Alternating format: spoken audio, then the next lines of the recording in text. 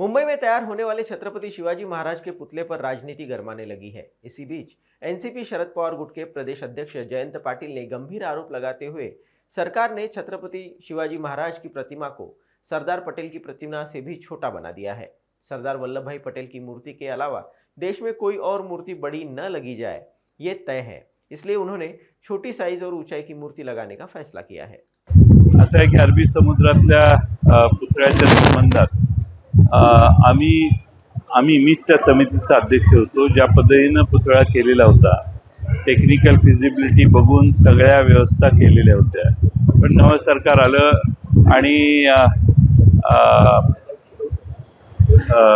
सरदार वल्लभभाई पटेल यांच्या पुतळ्यापेक्षा देशात कुठलाही उंच पुतळा होऊ नये असं कदाचित त्यांच्यात ठरलं असेल आणि म्हणून त्यांनी आकाराने लहान, व्यवस्थेने कमी असा पुतळा त्या ठिकाणी उभा करण्याचा निर्णय घेतला होता।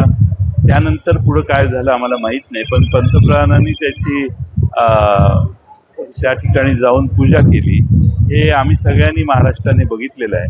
त्यामुळे संभाजी महाराज जे म्हणतायत ते योग्य आहे आणि इतके वर्ष करून देखील त्यांना हा पुतळा उभा करता आलेला नाही हे आहे आणि जो उभा केला तोही पडला, म्हणून शिवाजी महाराजांच्या विचाराने हे सरकार चालत नाही हे आता स्पष्ट झाले।